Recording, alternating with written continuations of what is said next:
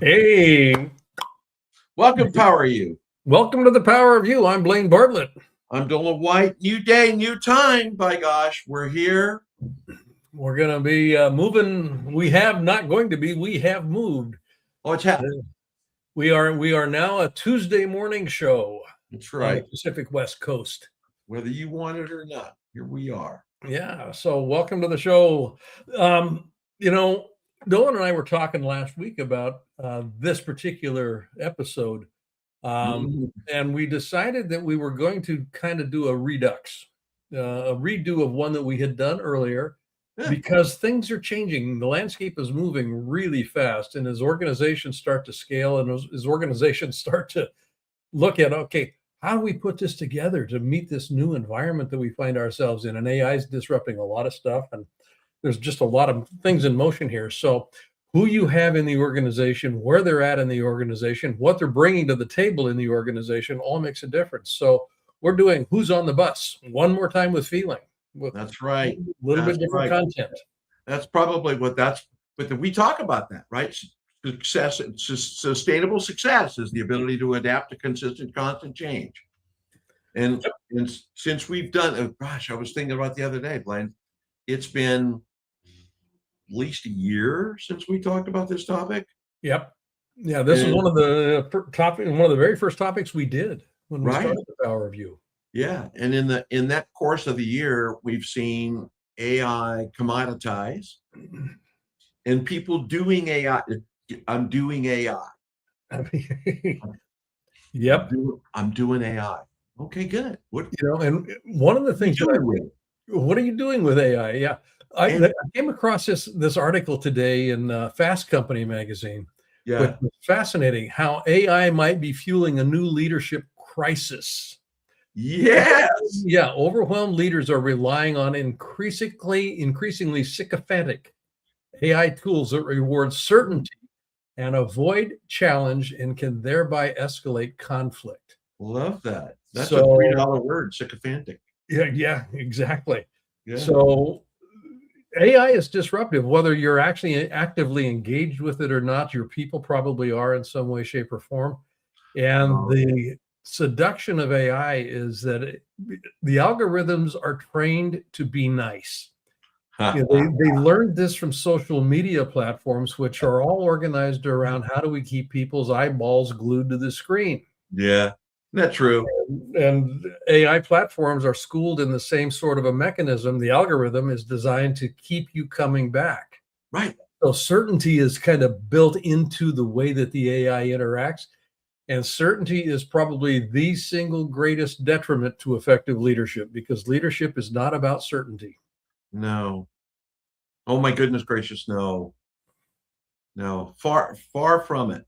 It is about how you adapt to it. So yeah, that's why I love this conversation today, kind of with the new context, focusing on who's on the bus with you. What's the role and the thinking that goes into that? Because it is a different. It's funny how fast that is, right? It is a different time, and now we're in this spot where, to your point, you can either, and I love that article, that you can either surrender and go really fast in the wrong direction sometimes. Yep.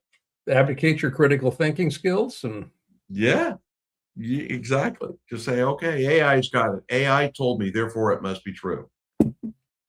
Which has been true all along. If it's in social media, we know it's real. hey, if it's in social media, it's got to be real. It's Facebook said so. Gotta be. Twitter said so. X said so. That's right. Yeah, I saw a video the other day. Anyway, all right. But that's what we're looking at here. Yeah, so that jumping into the harness, we will see where this takes us. So yeah. 4 big mistakes. We always lead with this because we want to set the for the sake of what? Right. Where do you stub your toe? Well, hiring for immediate workload relief instead of long-term role alignment. That is one of the ways we populate an organization with folks that do not fit. Now, they can do the job, but culturally speaking, they will poison the well. Yeah. Yeah. What's that? That's one bad apple. Wasn't there a song? One bad. Anyway. Yeah. Yeah. We digress. But then leaders The other thing too that kind of goes along with that, right, for immediate workload is, and we've seen this, right, and it's easy to fall prey to this. The mistake is you lower your behavioral standards, right? And you and I talk about this with our clients. Yeah. Right? People will only rise to the level of expectations that you set for them. So if I lower my expectations, therefore, because the team needs help now, it's going to be easier to find somebody. Yep. And people notice that. Yes, they do. They kind of go, well, you said this was important, but I see we're doing something a little different here. Yeah, there is a little, hey, wait a minute. Yeah. Goes on. Leaders interview against job descriptions, but never define success behaviors inside the culture. The job is not the role. And that's a real important distinction to make. The job that somebody can actually do is not the role that they necessarily want them fulfilling. And part of the role is being an effective member of an organization's culture. Right. Do they facilitate, accelerate the culture of the organization in a useful way?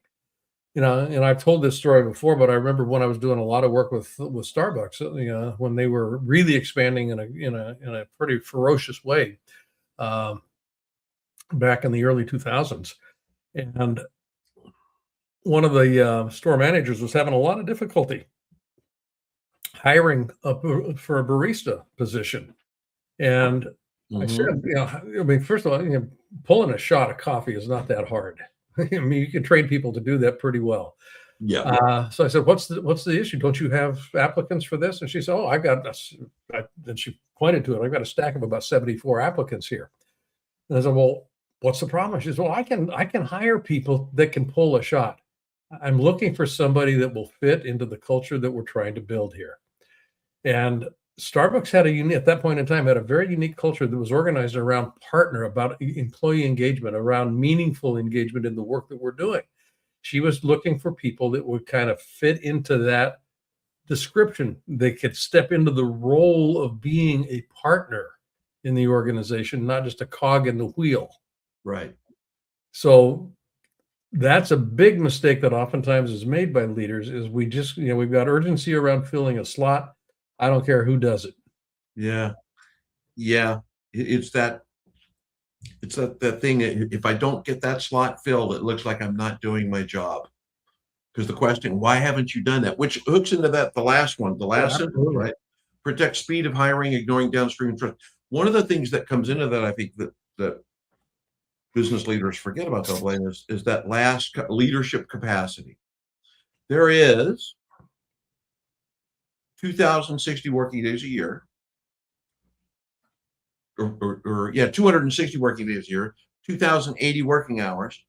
There is, and when you take one of the costs is not only impact to your team, which we talked about in performance, but when you just slot that hole in there. I had a conversation with a client this morning about it. And you just slot somebody into that, your capacity changes, because now I'm shifting my time spend. Now I'm focusing on, and my capacity to accomplish the other things I was looking to accomplish has now diminished. So I can either work longer, work later, work weekends, work nights, work blah, blah, blah, blah, blah, or I can put the person in the right role, do what it is that I'm going to do, and maintain my capacity or grow my capacity, because they're better than the bar rose. The bar rose. Yep. And that's one of the challenges of leadership, and one of the effective challenges of leadership is continuing to grow the organization. And you don't grow the organization by hiring and positioning subpar players. Right. And that's not a comment on the player themselves, but it has to do with the fit in the culture. Right. Because a subpar player could be an excellent player in another cultural domain. Could be. They absolutely could be. Yeah. Yeah. Or a different role. Could put them someplace else. Yeah. Yeah. And this is where, who's on the bus and where do they sit kind of comes into play. And here we are.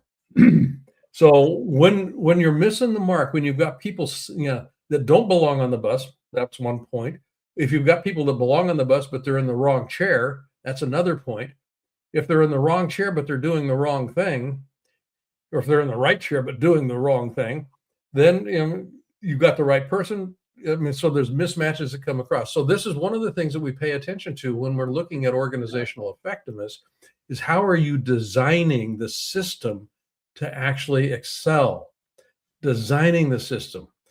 And designing the system in part has to do with right people, right place, right bus. Oh yeah.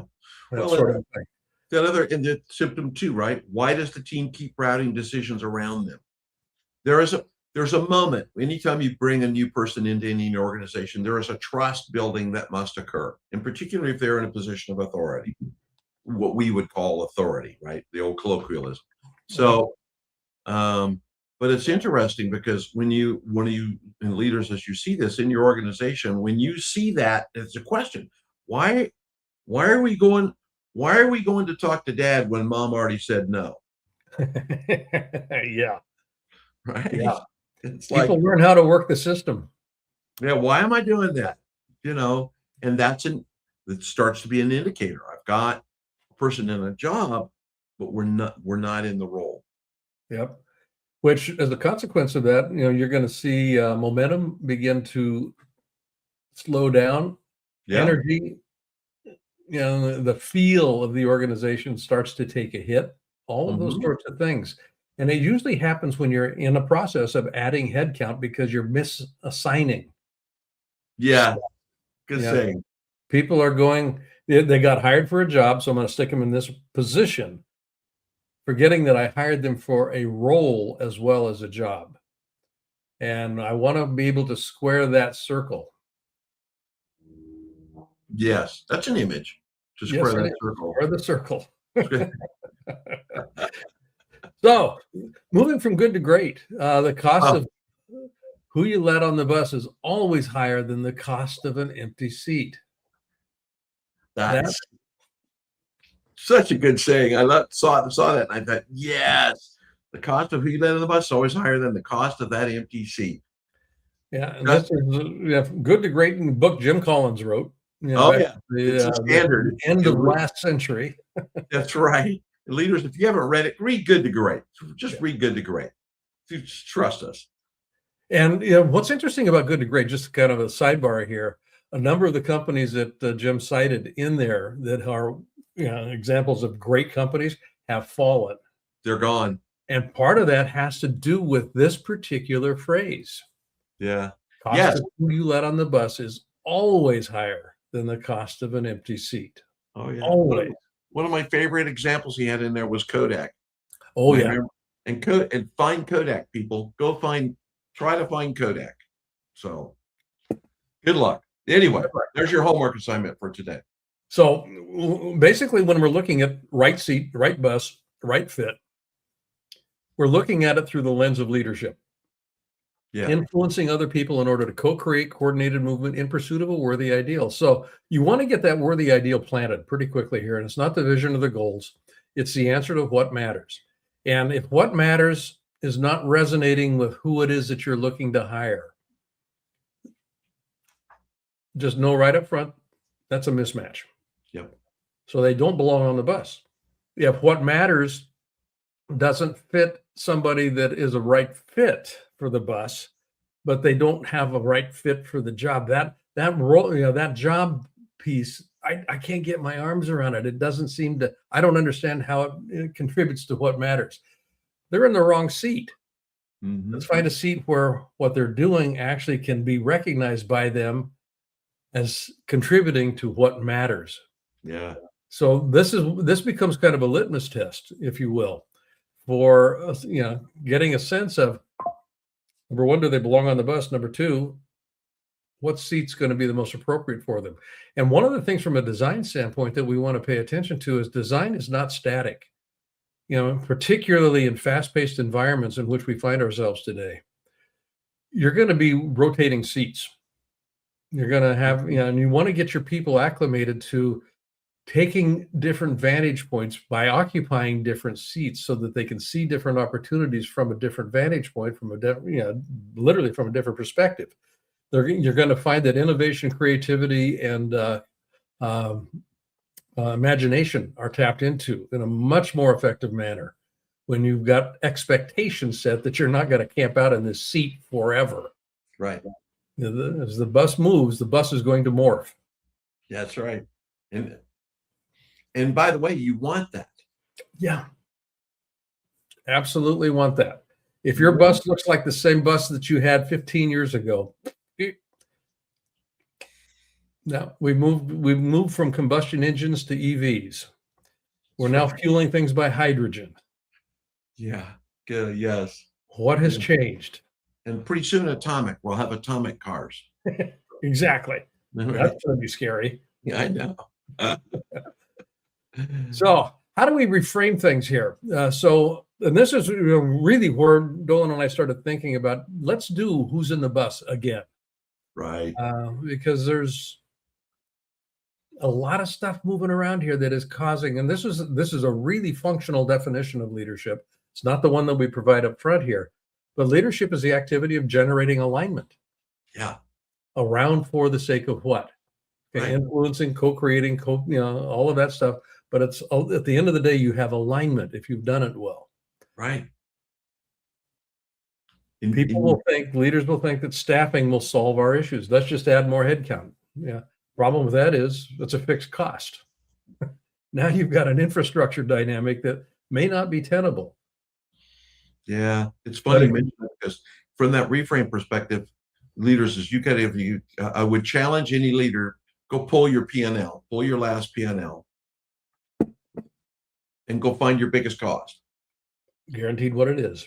Yeah, guaranteed. And when you think about that, and to your point, I love your saying, because I've been in those organizations, and particularly, in the service industry, I know what we'll do. Yes.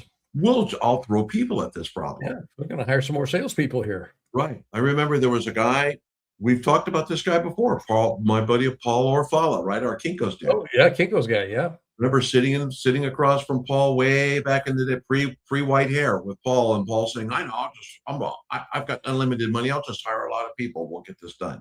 And it's like, yeah, that's okay. And you can find Kinko's today. But from a reframe perspective, the reality is, when you take those two, right? And you've just touched on it, Blaine. It's so cool. Alignment solves the pressure. Staffing does not solve the pressure. Staffing may be a component, but you're onboarding, and we're onboarding. Excuse me. Bless you. One more. We're on. There it is. Onto a bus. There you go. Onboarding on a bus. That's right. So your onboarding is not so much about just kind of giving people the HR spiel. It's about aligning. Right. So leaders, as you think about staffing, and you're going to staff in your organization, because things are going to happen, right? People are going to come and go. Not one of my favorite rules in leadership as organizations change is not everybody's going to make the journey with you. Yep. It's just not everybody's going to make the journey with you.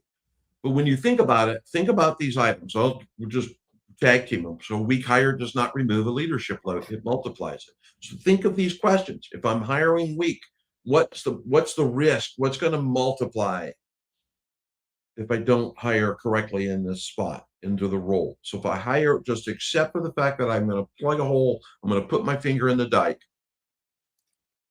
What's the cost? What's my cost there?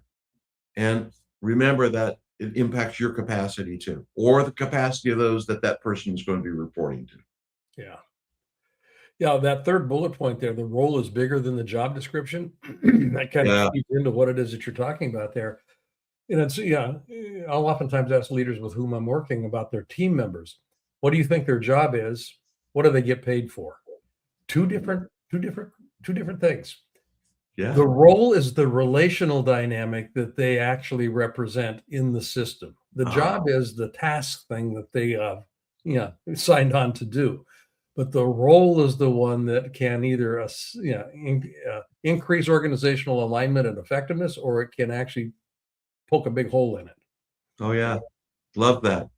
That's so important. And then we'll go to the next one. Every hire either reinforces the culture or dilutes it. So leaders, this is a self-measurement question. And as the leader, as you're stepping into that potential for hiring or adding that somebody into that spot, there is a question: are you willing to dilute your culture? And what's the outcome of diluting your culture? Mhm. And Yep. play the game out. Play it in your head. What's What the if? outcome? What if? What if? Yeah, play it out. Yeah, do the 7 whys. Go all the Yep. way down to the bottom. Yeah, So then obviously the wrong person, you're going to have, this is the antithesis of alignment. Not, metaphorically, think of alignment as, you've got your tires on or the wheels on the car aligned. It's a yeah, smooth ride. They start getting misaligned, and it's a bumpy ride. You get above a certain speed, and the car starts to shimmy and whatnot. So if you're trying to stress your organization, and I mean stress it in a good way, you've got a new opportunity, a demanding client, whatever it might be, you start stressing the system, and if you start getting wobble, you've got a misalignment issue. yes, you do. You got a misalignment issue. So that's what we want to be able to pay attention to here is what toe in, toe out. What needs to be adjusted. That's funny. Yeah. Yes, yeah, that's very true. So this one, I thought this was interesting, right? The panic hiring sends a message, and this is a little just an insert, a little not off topic, but when you think about that with your team, this is kind of an extension of what we were talking about from Reframe, Blaine. But it is, but when standards become flexible under pressure, what does that tell your team? Mm-hmm. They aren't standards. Yeah, yeah, exactly. They're concepts. There's not a standard. Yep. And Yeah, when the standards start to get creaky, what is sellable performance? What can I sell to you? People will give you what they perceive you're willing to settle for. that's great. What, Yeah, yeah. love that term. Yeah. What can I Sellable sell them performance. today? Yeah. Yes, yeah, and it's funny because then what happens then too is, and we heard, by the way, we heard a little bit of this on our mastermind call this morning. I Yes. won't mention that person by name. You know who you are if you watch this. But strong performers absorb more operational weight. So now suddenly you've got a strong performer who's going to carry weight, and they're going to not be happy. They're not Don't going to be use happy. that term. It's only Tuesday. I can't use the other words yet. Well, one of the things that starts, this one's a particularly interesting one because it taps into what seems to be a universal human focus point, and it has to do with the nature of fairness. Oh, yeah. There you go. Yeah. And human beings like to have things be fair. Fair does not exist Yeah. in the natural world. Fairness is a human concept that says, hey, what about me? Sort of Yeah. significance comes into play. All of this stuff. Yeah. Strong performers absorb more operational weight until fairness becomes the issue and resentment creeps in. And then you got emotional disengagement, Yeah. which is the wobble in the alignment structure. Right. Emotional disengagement is misalignment. Yeah. Which I just love that. Then trust breaks. The easiest way to say the next one is, so now I'm not going to trust you because of the wobble. And by the way, one of the things I think that I was thinking about this morning, kind of looking at this slide, a couple of the slides, and there is no erosion in trust. Trust is binary. Yeah, you either have it or you don't. You're not Right. right or you're not. Right. If there's no such thing as the lights are kind of sort of off, they're either on or off. But what happens is that trust through that process, that binary switch starts going, and I start to turn off light switches. Yep. And now I'm going to get to the end, and I'm either going to stay and suffer through it, or because I'm looking for fairness. Love that saying. or I'm gonna bail out and go someplace else. Spot on. Yeah, too late. Too late. Yeah, So, operating principles. yeah, These are internal. yes, yes. These are internal. A fast hire that breaks trust is not a win. So, We got somebody to fill the position. matter of fact, screenshot this, kids. Sorry to call you guys kids. Large. Oh, we're all kids. We're all kids. We're all kids at heart. But a fast hire that breaks trust is not a win. That is not a win. Yep. Yeah. But go do the next one. We'll go. Yeah. If I have to continuously compensate for the role, make excuses, backfill it, whatever it is, the role is still by definition vacant. I know. It's just not being filled in a way that, that seat is an empty seat. Yeah. It's no matter what you do. We've talked about alignment, so I'm going to skip that one. Talent without alignment. But I'm going to go right to the pressure to hire quickly should never outrank the standards required to scale. Which is we think about the role, and as that leader, your organization, your responsibility is to cause movement, right? Create movement in the body of your organization. And if you aren't hiring for that right role, you're allowing pressure to outrank your standards, and it's going to impact your ability to scale. You become Sisyphus. Rolling a big rock up a big hill. One more time. More time. Or you might be a sycophant. I don't know. We said I like that word. That's good too. Sycophant, sycophantic. And one thing, everybody. I really like this last point here for this reason. We put this everything you and I do, Dolan, is in the domain of leadership. Yes. Leadership development. Yeah. Leaders cause movement.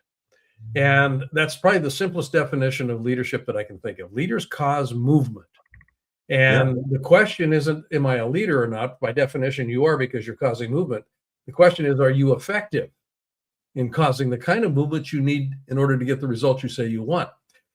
Every person that you put on the bus is a leader. Every person on the bus changes the direction in some way in which that bus is actually heading. There's some impact that they have just by their presence. That's why we talk about role. Job is one thing. Role is something else. They have a leadership role in the organization. They don't have a titled role position necessarily, but they've got a leadership role. They're making things happen. Every person on the bus changes the cultural as well as the operational direction of the bus. That's what we're paying attention to. Yeah. Very important. All right. So what do you do? How do you behave? What do you do differently? One of the things, always my favorite exercise that I would ask my directs as a leader, empty squat, whatever my position happened to be at the time. That's a formal title by a empty squat, by the way. Is define the role by outcomes, behaviors, and ownership before opening the position. So when anybody would come to me and say, hey, I want to open a rec, and I want to hire a VP, or I want to hire a director, or I want to hire a forklift driver, it's like, cool. What do you want them to do? Mm-hmm. Well, here's the description. They need to know Word, and they need to know PowerPoint, and they need to know Asana, and they need to know blah, blah, blah, blah, blah, blah, blah, blah, blah. This starts into the AI link. Yep. Define the AI is a thing. You're going to be doing it. And it's really, from leaders, you're going to get mentally hung up on, remember the shopping list. They got to know JavaScript. They got to know PowerPoint. They got to know Python. They got to know, it depends on what you're hiring for. But define the role by the outcome, the behavior associated with it, which is in line with culture and for the sake of what, and then the ownership. What are they going to own? Which translates into accountability. Yep. Before opening the position. Define those, get real clear on it. And it's funny, a lot of times the discovery came back, Blaine, that we didn't actually need someone. Interesting. We needed to take someone from the middle of the bus and move them to the front. Because we misunderstood the need to have a slot, a human, as compared to outcomes, behaviors, and ownership. Great distinction and great noticing, because again, it kind of goes back to, just because you're sitting in a seat does not mean that you own that seat necessarily. Right. It's not lifetime tenure in this seat. As the organization scales, particularly as the organization scales, the bus will morph in terms of its form. And well, you used to sit here. We now need your sensibility and your ability to see things in this seat, because you've got a completely unique vantage point here that is going to be useful for us. So you want to keep that in mind. You're continuously designing the system to produce the result that you say you want in this given moment in time. Yeah. All the time. So your interview questions, and these are not just onboarding interview questions or pre-hiring interview questions. Mm-mm. When you're doing performance reviews, quote unquote performance reviews, these are interviews that expose decision-making capacity. How do they make decisions? What do they pay attention to? What's their sense of accountability? And that has to do with a whole mindset around being a victim or being somebody that is acting from agency. I'm a problem solver. The system isn't doing anything to me. I'm actually in front of things here. So that begins to feed into the question of how do they act from accountability perspective? Do they deliver? Are they willing to own the results? And adaptability under pressure. Yeah. We do a whole section in our mastermind program around Great point. Adaptability being one of the single greatest traits that a highly effective leader possesses, is the ability to be adaptable. Yeah. These leaders actually they see themselves sitting in different seats. That's so important. That's so important. I like the other one too. Then, as you're thinking about the leaders who involve cross-functional, one of my favorite things to do was to have individuals from the organization conduct an interview that had nothing to do with the position we were looking for. Mm-hmm. Oh, that's good. Because they're going to, appropriate or inappropriate, there's a sniff test, I think, that goes on. It's kind of like you can't fake authenticity. You can smell it, but if it's not, but it's along that line by leaders, as you're thinking about it, with having that cross-functional communication. A lot of times it's trapped by in the jar. And what happens is there's a premeditated solution that person's looking for the job or role of the person on their team. Someone who's not emotionally attached in that team is going to see it through a different lens. Yep. To bring it full, ask other people. And there you have, I'm sure, leaders, you have people in your organization that you trust, that you have it hold in your confidence. Bring them into the process. Tell them what you're looking for, and tell them that they're there and you're measuring for these things. They may not be able to answer the components of the tasks. Anybody can learn tasks. Anybody can pull coffee. Yeah. Not that I'm not diminished for baristas. I love you. Trust me. Good baristas. Oh, trust me. I don't want to do. Yeah, exactly. I need one of you in my house sometimes because my coffee is not that good. But do that. Bring cross-functional. And go ahead. I was going to say, and then as part of that, these two bullets. Sorry, and then I'll leave the last bullet. But I was talking about that is when you're doing that, because these things all hook together into have a plan. Have that plan, that idea of that plan, the 30, 60, 90-day ownership structure. What does this look like to bring this person on, not from a task position, but owning the role? And share that with those cross-functional leaders. Listen for these things so that they're combined. Yeah. No, okay, I'm done. There we go. Yeah, no, and that 30, 60, 90-day window gives enough of runway to be able to do a legitimate assessment about fit and feel, that sort of thing. So one of the other things that comes into play here, and this is this last point here, pause hiring when standards start slipping instead of rationalizing and compromising. So if you are on a growth tear And this is something we ran into with Starbucks when they were building out these stores, and they were just on steroids. They were building, I forget how many stores a day. It was just a crazy number. When standards started slipping in terms of, not so much the store construction, but the staffing question. Right. That's where we wanted to actually, hit the pause button long enough to reassess. What are we actually paying attention to here? Who are we bringing on board? Yeah. Not That's so good. Not just bringing people in to do a job. This was what sparked that conversation I had with that store manager about Right. who she difficulty in hiring for a position. When standards start slipping, instead of rationalizing and compromising, you want to stop just long enough, pause. Okay, let's get ourselves clear. We don't want to lower the bar. We want to keep the bar in place. And take a deep breath. Yeah. Love that. And that matters for a whole slew of reasons here. Operational friction. You're always going to have friction in the system. It's always going to be there in some way, shape, or form. Because you got human beings. I mean, the whole organizational development joke, we went away, management, senior leadership went away, designed the perfect organization, screwed it up when they put people in it. Right, exactly. And that's what you're dealing with here. Poor hiring decision speed slows down because trust drops. Strong performers disengage. We've talked about this when they carry weak performers and resentment starts building up. The whole question of fairness comes in. Leaders become the escalation bottleneck for avoidable problems. And that's where you start seeing people handing you the monkey. Boss, I got a problem. Will you fix it for me? Yeah, the 10 monkeys. There you go. Yeah. So and then misaligned hires create. So I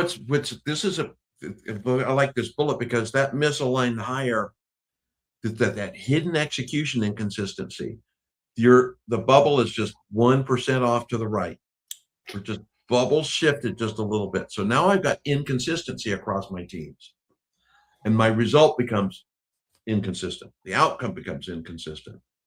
And then last but not least, growth capacity shrinks because leadership attention gets trapped in correction. That's the hook. Yeah. Instead of focusing on expansion and growth, you're constantly focused on correction.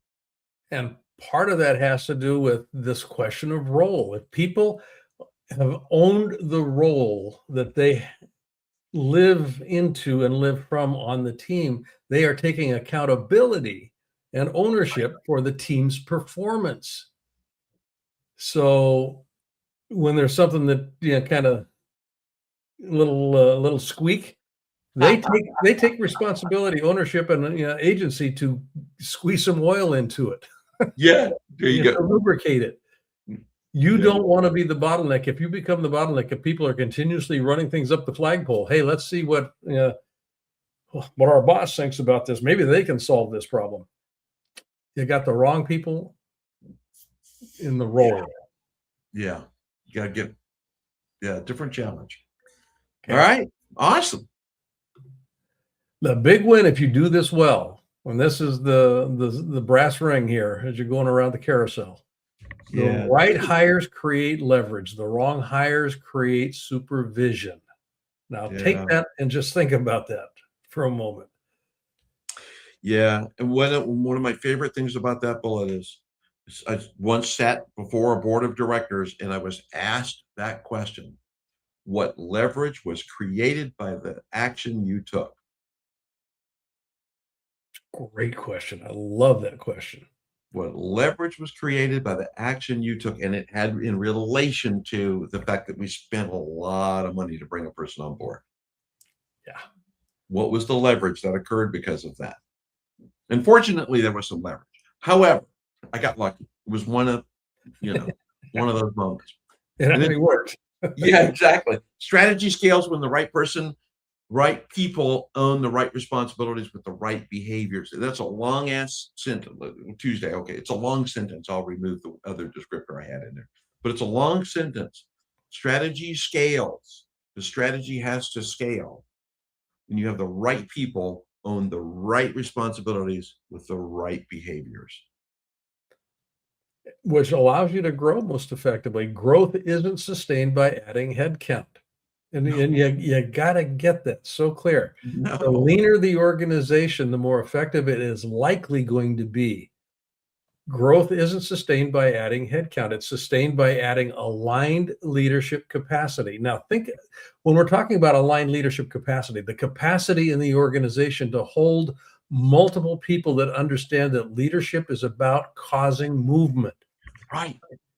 That's the role that people occupy. They occupy the positions, the task positions, the jobs for the things that they can do, but the role, they are leaders in that position. They are leaders co-creating coordinated movement in pursuit of a worthy ideal. Yeah. When you have aligned leadership capacity down through and up above the organization, across the levels in the organization, you are going to be growing. And it's going to be easy, actually. It's going to be something that you are actually joyfully engaged with. Yeah, which is what you're seeking, right? You're seeking ease and elegance. Yep. Yeah, the litmus that Doland and I talk about is elegance. Yeah, minimal unintended consequences. Right. All the time. So, all right. Were you tolerating a weak fit because replacing them feels with? Where are you putting up with? Boy, with favorite word. Where are you just putting up with it? People give you what they perceive you're willing to settle for. Oh yeah. Where are you settling? Oh boy, do they. What role in your team is creating the most downstream leadership drag? Role. Are you hiring standards built around urgency or long-term execution? It's funny. That's a trap. Yeah, that is. Especially leaders, if you're in a company that's recently founded or you're in a rapid growth spurt, you get hung up on that third line right there. I'm willing to do because I can't afford to wait. I just can't wait. Can't wait. Yeah, so we got to, ready, fire, aim. Right. Yeah. I can't wait. Somebody yell pull. Which leads actually into this next one. What behaviors are non-negotiable? This is the way you get beyond that urgency, dynamic here. What behaviors are non-negotiable for somebody to earn a seat on the bus?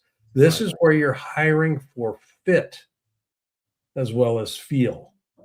Can they do the job? Yeah, okay, they can probably do the job, but do they fit and feel? Do they feel like a good fit? The fit and feel. That's the cultural question. Right. Your culture will be, it's Peter Drucker's whole thing. Culture will eat strategy for breakfast. Oh, yeah. Such a good statement. Yep. So that's what we're looking at here. So you have to be honest about this. When you're looking at bringing people on board. Yeah. Who's on the bus? Hire for the role, not just the job description. And the role is organized around this central piece on the side of the bus here for the sake of what? Are we on this bus to begin with? For the sake of what does this bus exist?